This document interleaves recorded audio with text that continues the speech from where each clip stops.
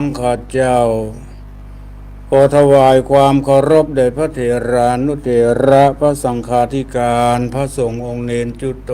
นจุองค์ขอเจริญพรกับคณะสัทธาสาธุชนทุกท่านวันนี้กระผมอาตมาภาพพระครูสังวรศิราภิรักษ์เจ้าอาวาสวัดสายมูลตำบลแม่กาอำเภอสันป่าตองจังหวัดเชียงใหม่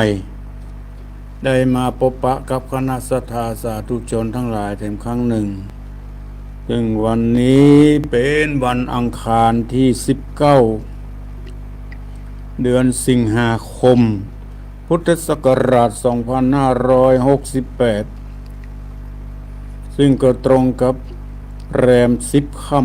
ำเดือน11เหนือรายการนี้ชื่อว่ารายการมรดกธรรมกำเมือง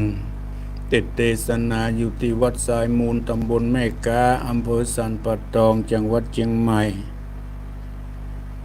โดยได้มาออกอากาศในเวลา2 ทุ่มถึง3 ทุ่ม8 โมงถึง9 โมงทุกวันอังคารที่3ของเดือนหนึ่งก็มาครั้งหนึ่งในตอนค่ำของ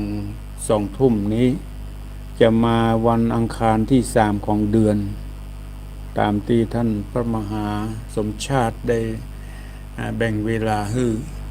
ขอขอบคุณอนุโมทนาต่อสถานีวิทยุทุกที่ทุกแห่งตลอดถึงศรัทธาสาธุชนผู้ฟังทุกท่านที่ได้เปิดเครื่องรับฟังในรายการมรดกธรรมกำเมืองเปลี่ยนบรรยากาศฟังบรรยายมาฟังแบบปืนบ้านล้านนาของเฮาวันนี้อาตมาได้นำพระธรรมเทศนาจาดกทำผูกเดียวจบเรื่องสุญโญ7 ประการก็เคยฟังมาแล้วหลายครั้งหลายคราวเพื่อจะได้เข้าใจยิ่งเข้าใจชัดยิ่งขึ้นอย่างที่เราเคยฟังว่าอานิสงส์ของการฟังธรรมเพิ่นบอกว่าได้ฟังสิ่งที่ยังบ่เคยฟัง2ได้ฟังแล้วหลายครั้งหลายหนแต่บ่ค่อยได้เข้าใจชัดจะได้เข้าใจชัดยิ่งขึ้น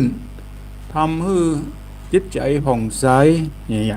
นี่อานิสงส์ของการฟังหลายๆเตื้อเป็นลักษณะดังที่กล่าวขอขอบคุณแม่หลวงสายฝนที่ทักมาทางเฟซทางไลน์กตัญญูรู้คุณท่านมหาสมชาติสมพรรัตนังมาจากป่าเมือดสันทรายขอขอบคุณที่ทักทายมา3 รายขอขอบคุณและอนุโมทนาถ้ามีเวลาเหลือท้ายรายการก็จะเปิดรับโทรศัพท์แจ้งผลการรับฟังเอาละเพื่อมือเสียเวลาพอออกศรัทธาญาติโยมทั้งหลายก็ขอได้ตั้งอกตั้งใจ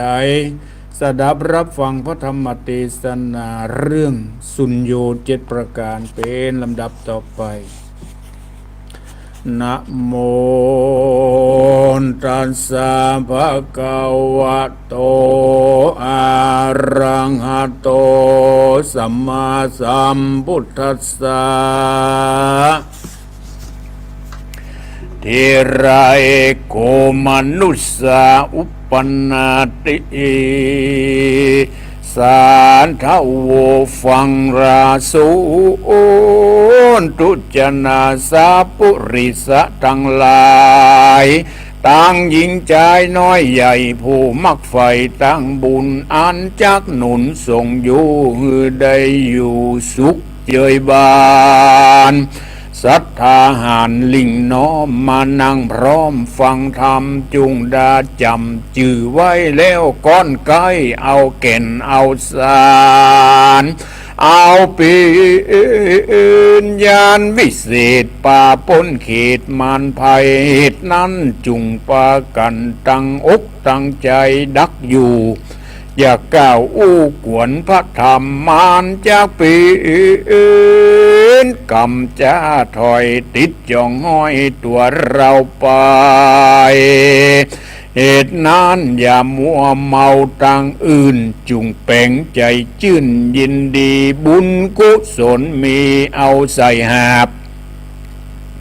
อย่าเอาบาปมาซ่อนอย่าเอาหมอนมานอนตึกเต้าต่อหน้าพระเจ้าองค์คำอย่าจากกรรมสุบสาบมานจากปีนบาปต่อโจร